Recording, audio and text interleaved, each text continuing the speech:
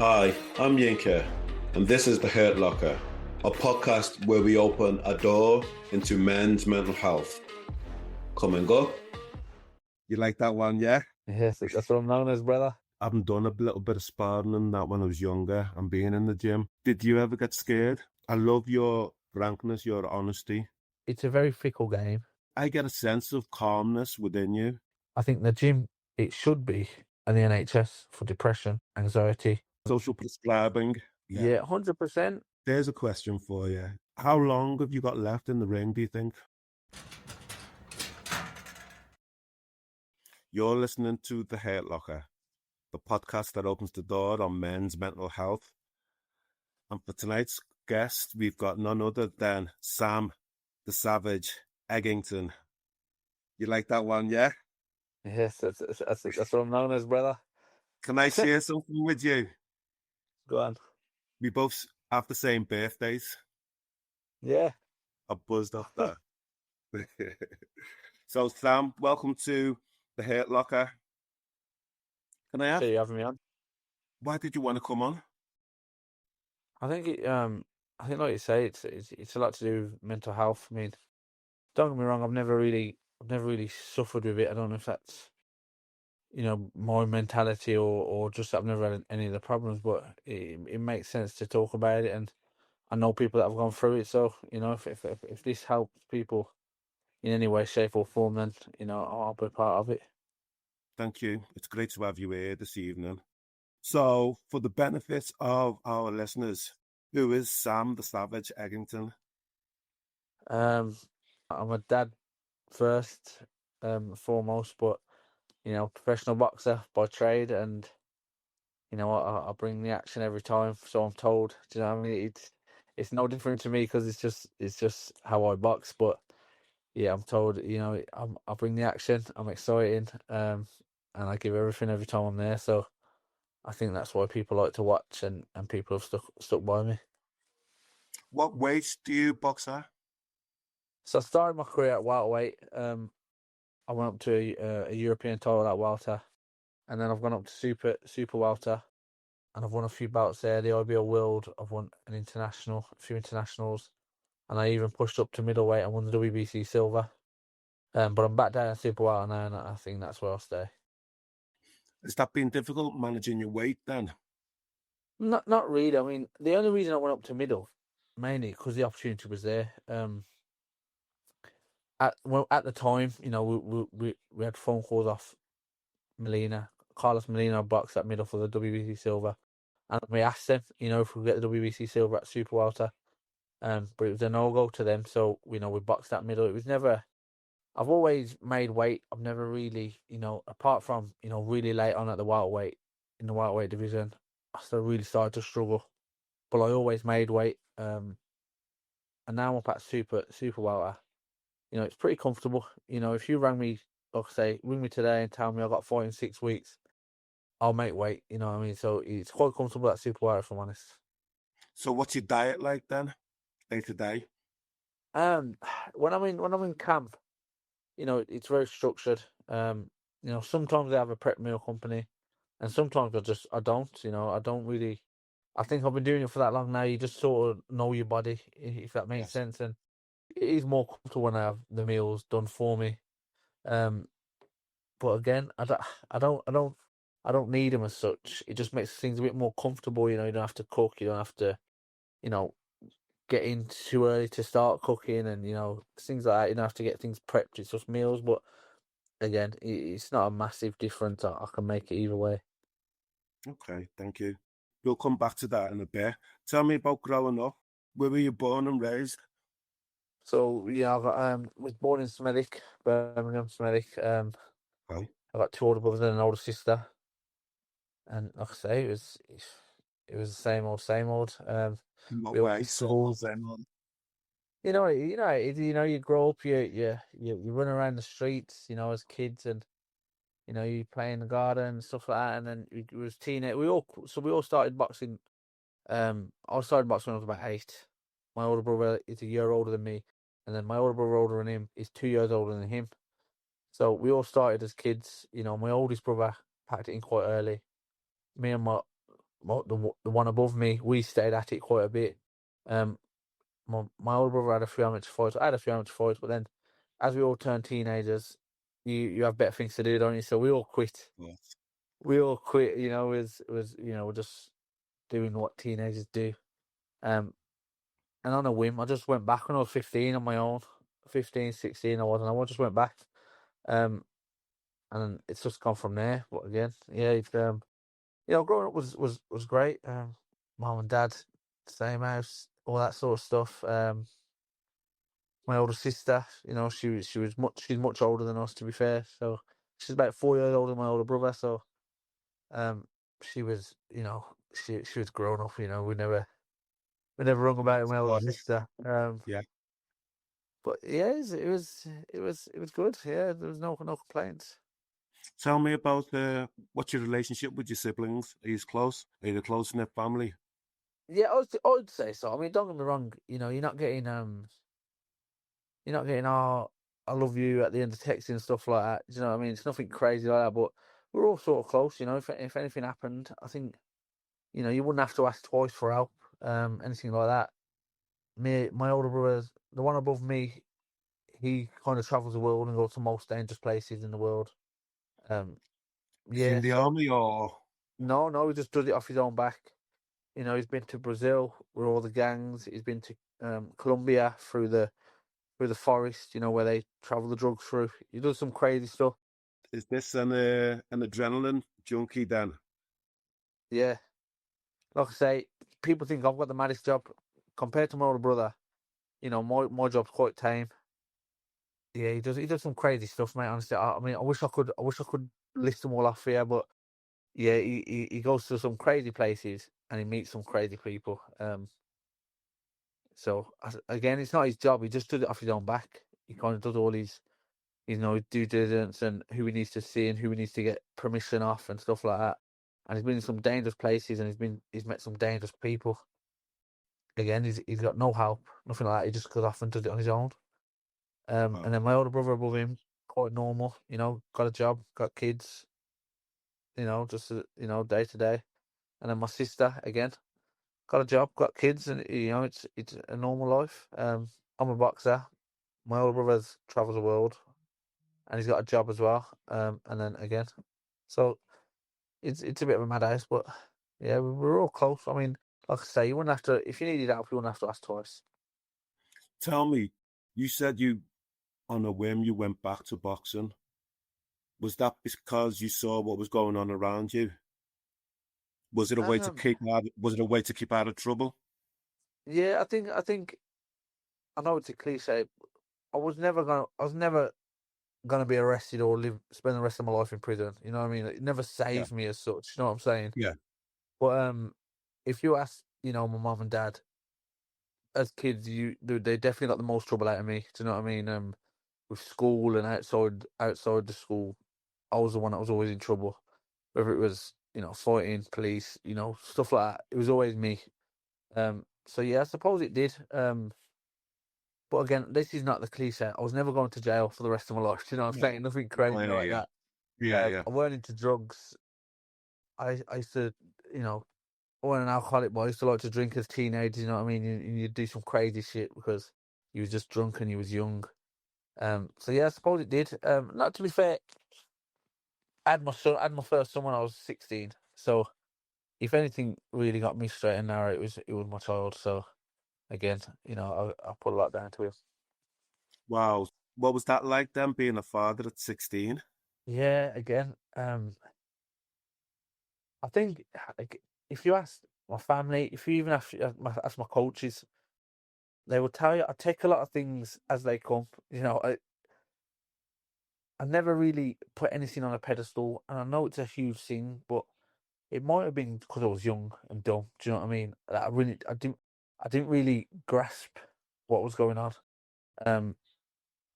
But yeah, again, like my missus was pregnant. I was 16, she was 17. We had a flat by the time I was 17.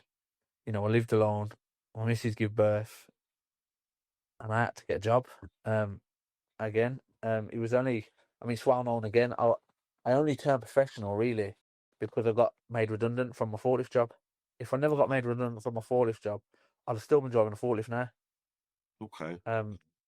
So yeah, We're it lucky for changed your again. opponents then. Yeah, yeah. If the bloke didn't fire me, I wouldn't have brought the smoke. But to be fair, where I live and where the job was, I had to be in work for 6 o'clock. But the first train was 6 o'clock. So every day I was late because, again, the first train was 6 and I had to be in work for 6, so I was always late. So he had his reasons, but yeah, again, if it weren't for my son, I'd have never pushed the boxing. I'd never even went back. I wouldn't even have thought about turning pro or even think it was possible, sort of thing. I only went pro because, Craig Cunningham. Yeah. Yeah, he went pro. We went to the Yeah. same amateur gym and he Okay. went pro.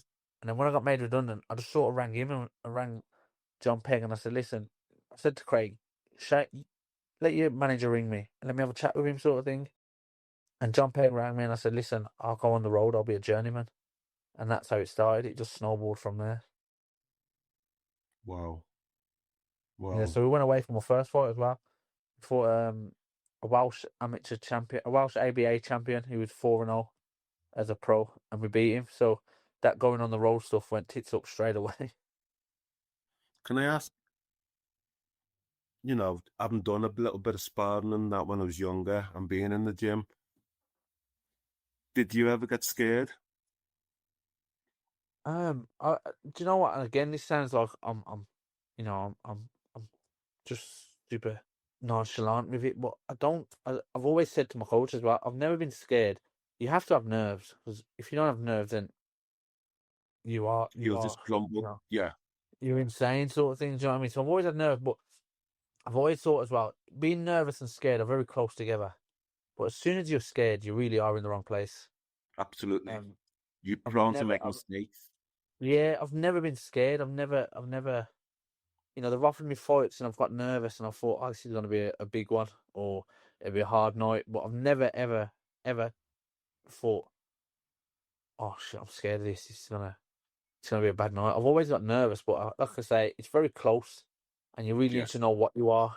People are scared and they think they're nervous, and they're nervous when they think they're scared, and you got to work that out yourself. But Yeah. again, I've never been scared. I've always been nervous, but I've always I've always done everything I can. I know when I get in the ring, I've got 12 rounds in me. Double time sort of thing. So I've never had to be scared, if that makes sense. I've always Yeah. known that. Do you work with a Nah, sports psychologist? nah. I've never done You've this never? either.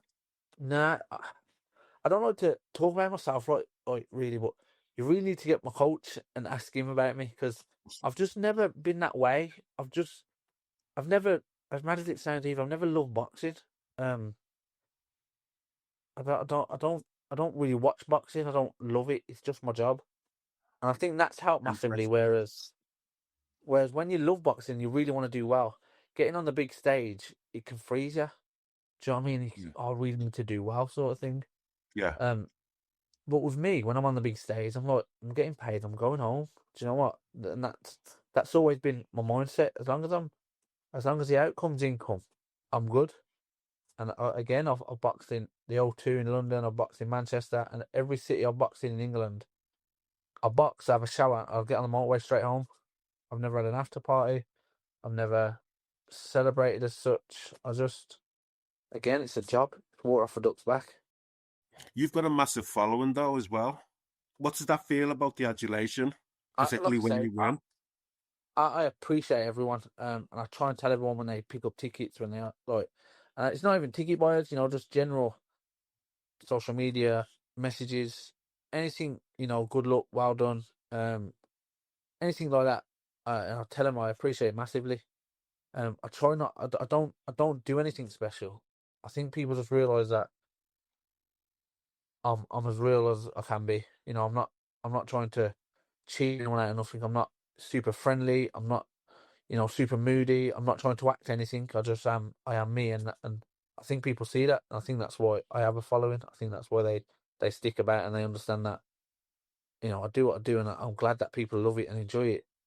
But I'm as real as they come. I don't fake nothing.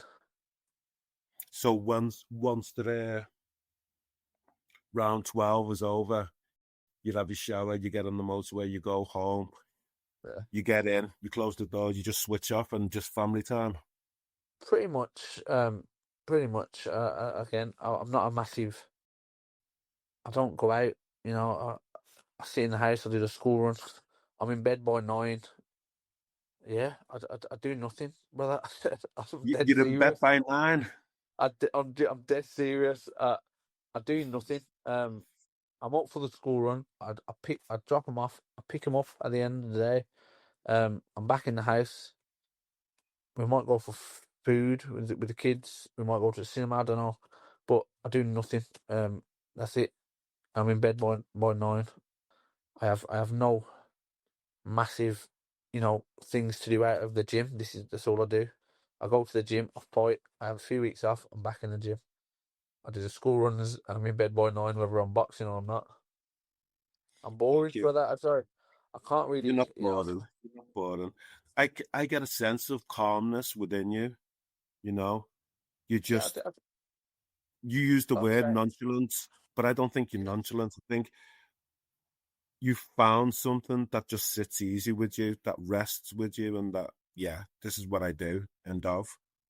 yeah, and I've always said that to people as well. I've always like even kids in the gym, people that get nervous, and I say, listen, this is your job. Do you know what I mean? Just it is what it is. I've got sounds dumb, but I've got it tattooed on me. There's no point in stressing the inevitable. This is our job. Do you know what I mean? Unless you're gonna quit, there's no point in worrying about tomorrow. Only takes today. It only takes away today's. I don't know what to call it. Today's happiness, I suppose. Yeah, never stress the inevitable. We're boxers. There's no point in worrying about these things because this is what we do. I've got a few questions from listeners, but before I go turn to them, what makes you happy? I think I don't like to talk about the kids because it gets me emotional, but I just think, Why? I don't know. I don't know. There's no real reason to either. Like I say, I live with them every day. They know the life out of me, so it sounds crazy to talk about them. It gets me emotional. I try not to mention them, but I just like the fact that I try not to make them spoiled, but they get every opportunity they can. They can do things that I didn't get to do when I was young, stuff like that. And yeah, like I say, we've just come back from Turkey. We flew on a Tuesday. I booked it on the Friday or the Saturday. Do you know what I mean? So it was last minute, and things like that I can do for the kids and like my missus and stuff like that. That I've got friends. They can't just book last minute holidays. They've got work. They've got things that they have to do. Whereas I'm quite stress free. Do you know what I'm saying? And I think Yeah. makes me happy the fact that I can be around here. I can sit here all day. I can pick the kids up and drop the kids off every day, and that makes me happy. Do you know what I mean? I can, yeah, I can just be there. Do you know what I mean? I can take the kids on holidays and do stuff with the kids, whereas other people have, work, jobs, and other things that are going on. Where I'm quite stress free. I can see the kids do things that I never got to do. Are you in I some just way making up for what you didn't have in childhood? Yeah, do you know what? Because I was very, I wasn't a needy child. I really wanted, I wanted the best trainers. I wanted, my older brothers weren't really that bothered, if I'm honest. They weren't bothered about the newest gear and stuff like that. And I think I was. I think if I remember, I think I was. I really wanted the best trainers. I really wanted the best, stuff, the newest stuff, and I think I overdo it with the kids now after every fight. When the two boys were young, because one's 13 now and one's 11. When they were young, like I said, I'd drive back the morning after, straight to Toys R Us, anything you want, grab it, and would leave. I think I've overdone it with with them really. And now I've got my daughter as well. My daughter's 5. She gets anything and everything. So yeah, I probably do overdo it if I'm honest. But again, it's what I do it for. So you can't take it with you. No, true. There was something you said right at the beginning about when I asked you, are you a close knit family? About we don't say I love you and all stuff like that. But do you say that to your kids? Or is it a Yeah. case of showering them with gifts, etc. Yeah, no, I do. I do. Like Why are you my oldest, smiling? but yeah, my oldest is probably too cool for it now. He's 13, he's a big lad, sort of thing. But my 11-year-old and my daughter, yeah, every time they leave the house, every time I put the phone down, every time yeah, love you, boy, love you all the time, yeah. So, love you, good night, sort of thing, every time, yeah, Is yeah, that we do. weird for you being a Yeah, being a dad? yeah, because again, my mom and dad had us, and they loved us. There's no argument there. But we never said that. Um, so I don't know. Yeah, it's a bit odd. Like I've never said it to my mum and dad. As mad as that sounds. Obviously I love them, You've never and said it. no, I don't think so. Not that I know of. Question, here's a question. When was the last time you give your mum or your dad a hug? I could probably after one of the fights, maybe. Um, Away yeah, from probably after one of the boxing. fights. Yeah, Away nah, from boxing. swear, nah, I couldn't tell you. Um,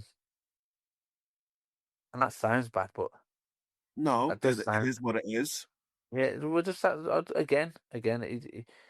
We're that sort of family, I suppose. We don't have to tell each other. Do you know what I mean? We know, and obviously every family knows, sort of thing. But yeah, we're just that way, I suppose. Some people are, some people ain't. Do you know what I mean? So yeah. Yeah, we've got a question from Joe. Who would you like to get in the ring with? And do you have a dream opponent? I was talking active fighters or just anything. Both. Um, I think active. Again, I don't watch much boxing, so it's very hard to say. Um, I mean active.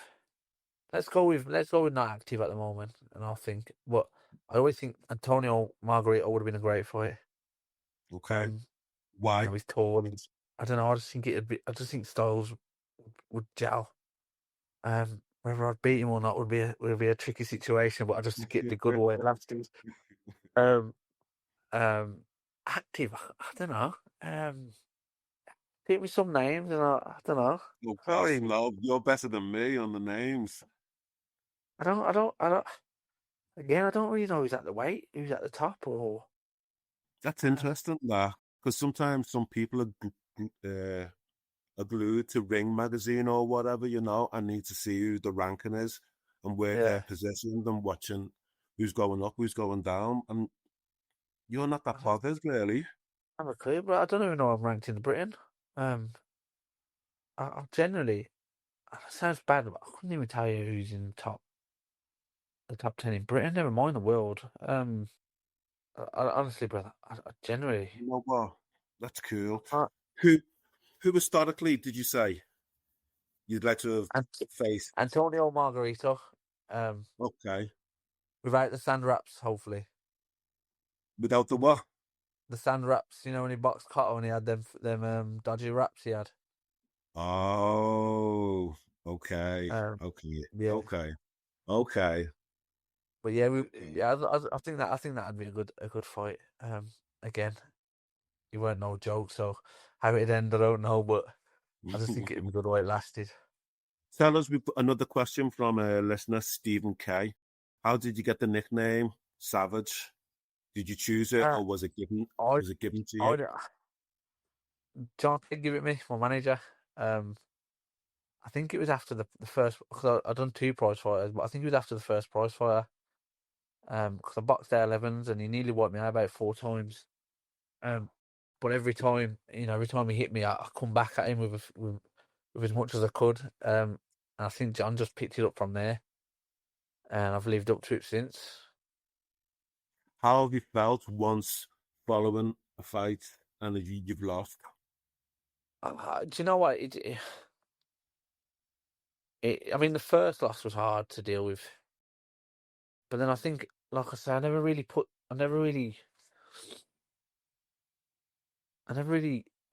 too much in these things. Obviously, I'd never want to lose. Don't get me wrong, I don't want to lose, but it's a very fickle game. Do you know what I mean? You only have to win 2 or 3 times, and you're the next world champion. You only have to lose one to be an absolute nobody. Yeah. So I mean, the first loss when I lost my British title to Bradley Skeet, it was a hard one to swallow. Don't get me wrong. Okay. But Why? but it was just the first one. I was on the up. You know, I'd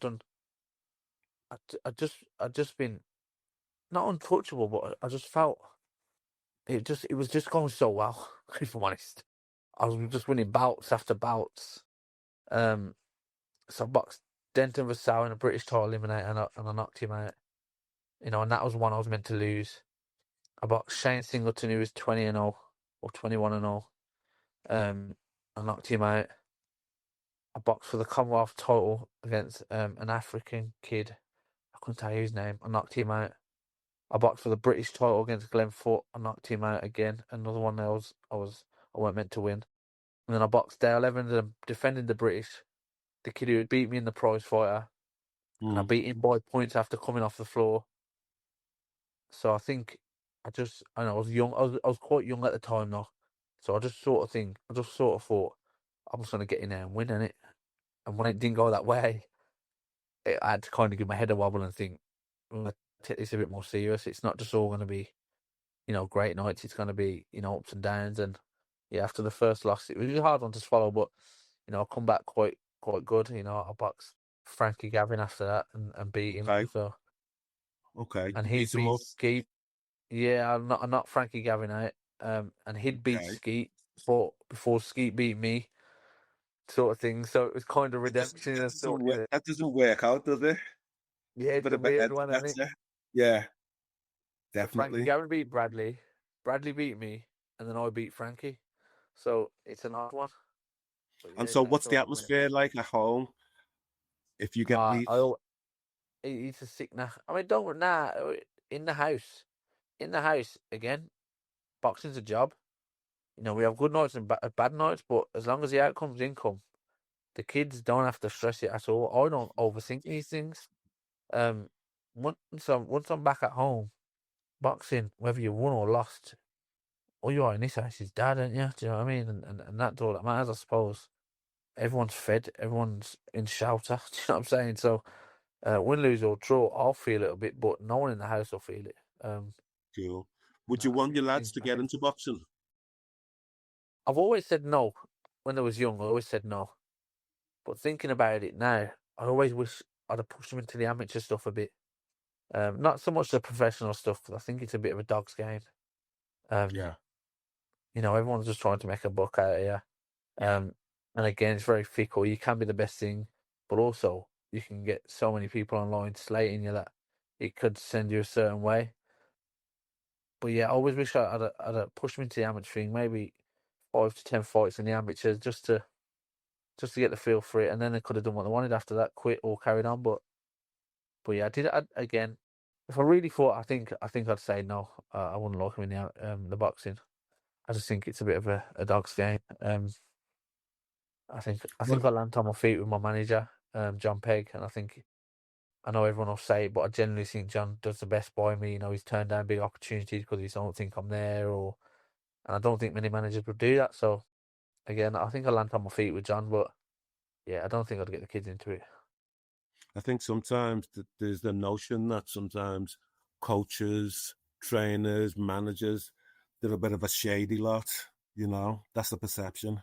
Yeah, I think it's very true. Honest. Um, What? I think it's Say very that true. again. I think Okay. it's very true. Again, I think I'll land on my feet with John. I generally do. And I know every boxer will say that about their manager. But my manager is my coach. John is manager and my coach. So he knows what I'm doing in the gym. Um, he knows where I'm at. So I know that he's turned down big opportunities because he knows that I'm not ready for it. And I don't think many managers would do that, you know, for a big payday sort of thing. Mm. Um, so yeah, I think I land on my feet. And again, that's one of the reasons that I wouldn't want to push the kids into it. If they wanted to do it, I wouldn't deter them. But also, if they asked me, I'd probably say no. But if they really wanted to do it, then I'd have no choice. But if they said, "Dad, do you think I should get into professional boxing?" I'd say no, leave it out. Yeah. What would you say? What positives has boxing given you from a mental health perspective? I just think it gives you confidence. It just makes you feel good. I'm just very like I say, like you said earlier, I'm very content. You know, I need nothing. I just feel. I always feel good. You know, I've got longevity. You know, I'm fit. I'm healthy. And I think boxing, it gives you all that. You know, it gives you confidence. It makes your body feel, you know, like it's active all year round. And not a lot of people have that. I mean, there's a thing the other day I watched. Most people over 30 never sprint again. 90% or 80%, something crazy like that. Over 30 never sprint again. Do you know what I mean? And that's Wow. crazy to me. I just think it gives you it makes you feel good. You know, your mental health is top notch because you have to be. Makes you feel confident. It makes you feel healthy. You're fit. You're strong. And I think that rubs off on your own. You know, the people that you live with. So yeah, I just think I'm happier. I think the gym it should be an NHS for depression, anxiety. It should They should definitely put that in there somewhere. Social prescribing. Yeah. Yeah, 100%. Yeah. And not only that, but you go to a boxing gym, and it's the only place that you'll get black, white, Asian, women, girls, men. It's the only place you'll get that. The variety in a boxing gym is unbelievable, and everyone's pushing each other to do better. And I think boxing and like you know boxercise. I think that's why boxercise went so big so fast because it just helps your mental health and obviously your fitness so much. I think, like I say, it rubs off on other people. Like so, yeah. I think there's nothing that can, you know, like I say, I would mention it, but you ask my coaches, there's nothing that can get to me. You know, mentally, I'm Mhm. untouchable. You know, Yeah. Tell me, I think, you said in terms of your own mental health, it's good, but you've known others who've yeah, struggled with theirs. yeah. I think a lot of it's um people struggling in retirement. I think There's a question for you. How long have you got left in the ring, do you think? I don't know. I know I keep going back to it, but you ask my coaches, I'm doing more now than I ever have. I enjoy it. The only bad thing about boxing is that if you lose, you do have to, you know, climb, you know, a ladder Back back up up. again? Yeah. Do you know what I mean? So, but I enjoy it. I'd do it for as long as I could. But realistically, you know, if I have a few good years and the fights are worth doing, I've probably got about 2 years. If I lose my next fight and I have to do 3 or 4 6 rounders to bounce back up, then I've probably got probably not that long. So we'll have to wait and see. But you know, I don't plan on losing. So you know, see how it goes. But something you touched upon there, when some boxers retire, etc., when they haven't got that adulation, Yeah, it affects the mental health. yeah. I think it's one of them things where you know, big boxers train so hard, you know, do things so right because they've got an end goal. Do you know, like when you're dieting and you're training, you know, 7 days a week, 6 days a week, it's because there's an end goal. Yeah. And I think when you retire, you can train and you can diet, but there's no reason for it. Do you know what I mean? And unless you're you know, just a gym rat, just in general, Yeah. it's very hard to keep that up. You know, if there's no reason for it, you ain't got a fight date, you ain't got nothing to get fit for, you know, nothing to lose weight for. So, and I think that's what gets most boxers. You know, even in lockdown, even I was sitting there thinking, this needs to end fast because I got nothing to do. Yeah.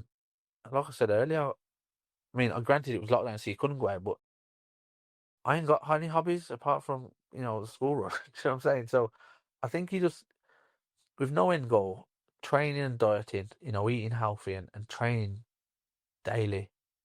It's very hard to do without an end goal, and I think that's why people, you know, they stop training, they stop dieting, that they get unfit, they get a bit, you know, a bit big around the edges, and I think it sends people mad because then they try and say, well, I'll go back to the gym, but then in the next breath, it's like, what for?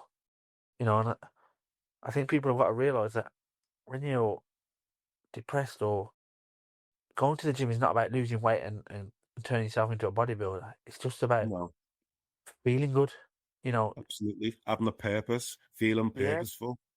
I think I heard a story years ago about Frank Bruno when he retired. He had a ring, a boxing ring in his garden, and he'd yeah, sometimes sleep in it. He couldn't deal with not boxing anymore. yeah. Again, training. It, I hate every hard, track, sprint sessions. I absolutely hate them. But it's not until I've finished it. I feel like a king. Like it makes me feel so good. And I always think this is this is what people will need. When people are down. I've got a mate. His mate. I don't know him that well, but I know he's got a few mental health issues. Yeah, And every time my mate tells me about him, I say, "Time to go for a run. Time to go for a run." Just if he's depressed or he's saying crazy things or he's telling himself that he ain't got this and he ain't got that. And I say, tell him to go for a run. Time to ring you when he gets back. It don't have to be far. Time to do 2 miles. Time to run to the bottom of the road. A mile that way and a mile back. And then time to ring you and see how he changes. I always say it to him. But whether the kid goes for a run or not, I don't know. But have you been affected by anybody around you in terms of their mental health struggles not not or not or suicide even?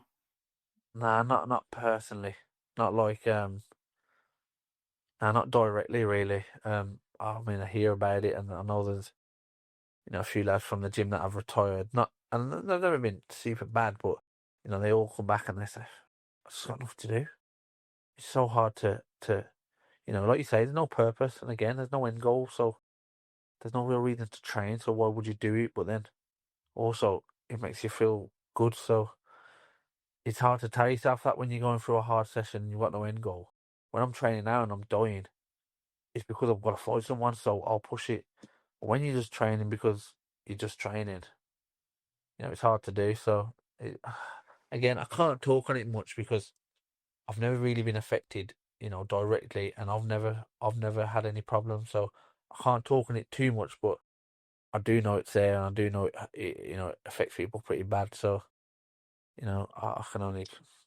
I think it'd be interesting to know in terms of mental health struggles of retired boxers and what they do to combat that. I think also it's harder, because there's not a lot of boxers that make a lot of money. So when you've retired and you've got nothing to, like I say, you've got no end goal, nothing to train for, and you're not a boxer anymore. You've got a 9 to 5. I think that you're like, oh, well, I've done that for my whole life, and now I'm getting up at 6 o'clock and I'm getting home at 5, and I think there's a lot of things that affect it. Again, I can't talk on it too much because I've never been affected, but yeah, I think there's a lot of things, but it's hard to say. And people do crazy shit when they retire because they think they're going to get the same adrenaline rush, and Yes. the adrenaline rush of knowing someone's training to fight you for the next 12 weeks is a very hard feeling to mimic. You know what I mean? So Yeah. beer and drugs and skydiving and shit like that, it's not the same feeling because so again, I don't like to talk too much because I don't really know what I'm talking about, sort of thing. But No, you do. again, You do. What you say is important. I can So, only put my word in where when I'm asked, sort of thing. so do you have an end goal for you after boxing? Again, I'll probably get a job somewhere and work a 9 to 5. I'm far from rich, but I've done everything. I can't complain at all.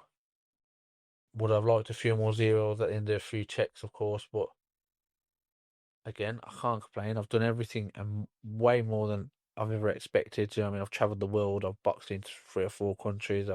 I've headlined my hometown. I've won bouts I'd never thought I'd be able to take a picture in them and win them. Do you know what I mean? So again, I'm not rich. If I quit today, I'd definitely have to get a job to survive. But Yeah. again, I've my other half's been solid all the way through, and she's she's always pushed me to do more, and I've never had to worry about the kids or anything. If ever I've had to go away, train, go somewhere to fight, it's always been go and do it. So yeah, I've been lucky. I have been lucky, to be fair. Would you go into becoming a trainer? I'm not that way. Like I say, brother, I don't watch fights. I don't watch. So say if you told me, I'll give you this. You are consistent. I'll give you that. if you told me now that I've got a fight in 10 weeks and I'm fighting so and so, I don't even watch their fights. I don't go back and watch their stuff. I leave it all to the coaches. I don't. Wow. I'm just not that way. I don't. I wouldn't get nothing from it either. Some people will see stuff and they'll be like, "Oh, he does this, he does this." I would only see the good stuff. I'd only see every shot he lands. I'd see none of the ones that land on him. Do you know what I mean? So I don't think I could be I could be a strength and conditioning coach or something like the hard work. I could do that Yeah, sort of yeah, stuff. yeah. Nah, I could never be one that sits down and makes a game plan. Analyzes. Yeah. Yeah, nah, I couldn't be that. You wouldn't want me in your corner, brother. I promise you. But yeah, so I'd probably have to. I'd love to. I'd love to. Help out in the gym. With the lads. But again, that wouldn't pay. That wouldn't pay me enough to. If I was just helping out and Yeah. stuff like that. So yeah, I'm just not that way inclined. I don't think I couldn't be a trainer. Can I ask you a straight question? Who's the most important person in your life? You can only It's pick a hard. one. It's a hard one because I've got 3 kids, so um, I can't pick a kid because I can't pick the other one. The other, Um, yeah, okay, Do you know what I'm saying? So it'd have to be my other half, I think. okay. What if I Again, said? What if I go said on. it's you? I'd understand why you'd say that, but also I know for a fact, and I can tell you this, with my hand on my heart, I know for a full fact, if it weren't for my other half and my kids, I know for a full fact I wouldn't be doing what I'm doing now. So I ain't got into boxing to keep fit and try and win bouts. I went into boxing to put food on the table and make sure the heating's on. That's it.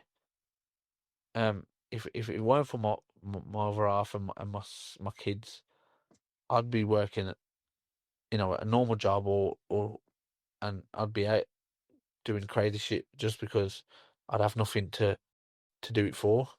So I understand what you're saying, and I'm the most important because I do what I do, but also I know for a full fact that I wouldn't do it if it weren't for them. I know that.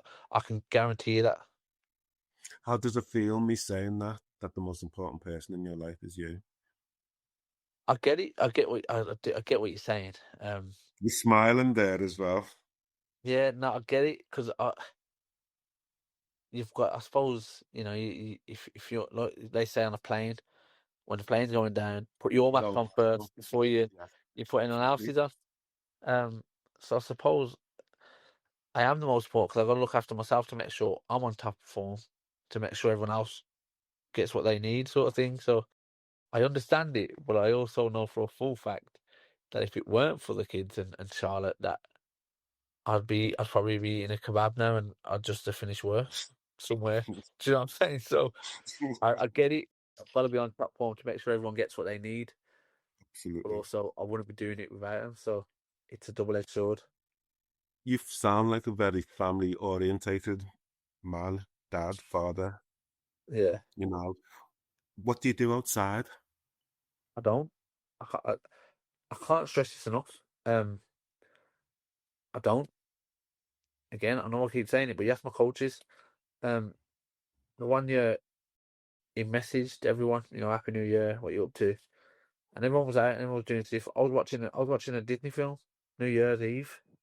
Um, I don't generally. I've probably got one friend out at the gym that comes to the house every now and then. That's it. I do nothing, brother. I'm a recluse practically. I do the school runs. Um, I sometimes go out with my other half, some food. I go to my mum's every Saturday. Um, that's it. That's what I know. It sounds. I don't play Xbox, PlayStation, um, Do you PC. read? I Do you don't. listen to music? Not really. I'm not. I'm not a massive. I don't read it at all, if I'm honest. Um, I'm not massively into music. Unless I'm running, sometimes I'll whack a few songs on when I'm running. But honestly, I know it sounds like I'm lying, but I do nothing. I do nothing. I ain't got a hobby. It's why people ask me questions. I got nothing to tell them apart from unless it's about the boxing. Unless it's about boxing, I generally, I do school runs. That's it. That's it. I do school runs. Like I say, I'm not kidding when I say I'm in bed by 9 o'clock, Sunday to Sunday. Yeah. Can I be honest with you? This is from me. I feel quite envious, because you come across as just chilled, content. You're not Ah, striving for anything. yeah. You're doing the best you can, and that's it. And do you know what? I think I've always been that way. Since I had my son, sorry. Since obviously when I was before my son, I had a lot of friends. We'd go out, we'd to do teenage things, and then when I had my son, I think it's a cliche, but the phone stopped ringing. Do you know what I mean? This Yeah, brother's got a baby now. Do you know he's not out on Saturday, so the phone stops ringing, and I think I realised that quite early when my son was born. I realised that really early, and I got that. You know, I had friends, but there was friends on the weekend. Do you know what I'm saying? yeah, When you could go out and do crazy shit, and it was all fun for everyone. That was fun. But when you couldn't do it, no one was turning up, no one was ringing or anything like that. So I think, like I said, I realised that really early, Are and I you didn't mind lonely? if I. Now I'm far from, brother. Honestly, again, ask my coaches. John Pegg, he gets me tickets to every boxing show. I don't go to none of them. I don't. If I don't have to leave the house, I will not leave the house. I Okay, generally, I okay. think as well. If your house is not your favorite place, then There's then what something is? amiss. Yeah, everything Yeah, I need is in this house. Everyone that I want to be around is also in this house. Again, I go and see my mum and dad every Saturday. My brother pops up every now and then. I go and see my sister. Again, I've got one mate that comes up here. Um, Generally, brother, I generally enjoy my life. Again, if I could box until I was, if this could be my only job ever, then I would do it until I was 60. I would, but obviously I can't. But yeah, I enjoy my life. And there's nothing I want more than what I've got now. Again, I know it sounds stupid, but I love it. I go to the gym. I do my camps. Once my camp's over, a little breathing time. I'll chill. I'll eat some crap. I'll hit the cinema maybe, but I won't go out drinking or anything like yeah. that. I don't have a gang of mates waiting for me to finish camp and fight and then we can go out and do some stuff. I don't have that. I go out with my brother every now and then maybe when I'm not when I'm not in training if he's not in a different country. But yeah, I enjoy it though. Again, I, my coach, my manager, they're asking me to go to boxing shows, go and show your face here, go and show your face there. I'm just not into it. I like my own gaff. Um, and everything I want to do is in these four walls. Nice. Everyone I want to see is in these four walls. And Brilliant. I love your frankness, your honesty. if I could have done this boxing stuff without anyone knowing me, I would have done it still because I'm not trying to be famous. I'm trying to make some dough, Yeah, and and that's it. I do this behind closed doors. yeah. Yeah, Sam, the Savage, Eggington, thank you for appreciate coming it. on. It's been a pleasure. Thank you. Appreciate it. The Hurt Locker is a safe space for our guests to openly share their mental health experiences. If you have been affected by any of the content in this recording, then please reach out for support. If it is an emergency, dial 999. If you would like to talk to somebody today, then please call the Samaritans on 116 123. Stay safe. Thanks for listening to this episode of The Hurt Locker. Please give us a rating or share with another listener. You can also follow us on Instagram and Facebook at The Hurt Locker Pod.